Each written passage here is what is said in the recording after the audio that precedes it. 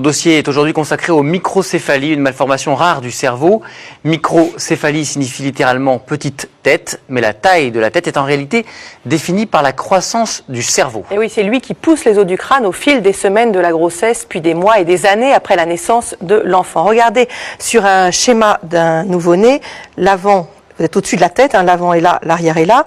Alors la fontanelle que les parents en général connaissent le mieux parce qu'ils ont toujours très peur de blesser leur enfant, c'est celle qui est ici, cette zone molle là que l'on peut palper. Mais il y en a d'autres, il y en a une ici, il y en a sur le côté ici en arrière et en avant. Alors en tout il y en a 5.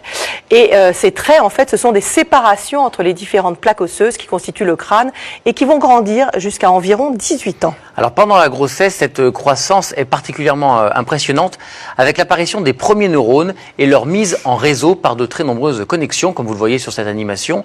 Jusqu'à la 17e semaine, le fœtus accumule ainsi normalement 250 000 neurones à la minute. Alors peu à peu, au fil des mois, ils se multiplient, s'organisent pour contrôler l'ensemble du corps.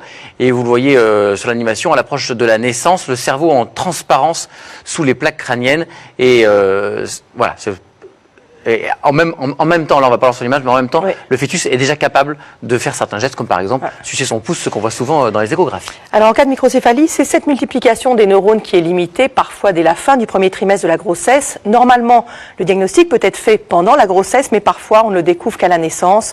En fait, il y a plusieurs formes de microcéphalie. Elles ne sont pas encore toutes bien connues. Il reste donc difficile pour les spécialistes de savoir précisément quelles seront les difficultés de l'enfant. Il risque d'avoir du mal à apprendre, à parler, à se concentrer, à réaliser des gestes précis, mais chaque parcours est unique et doit surtout être bien accompagné au fil des années.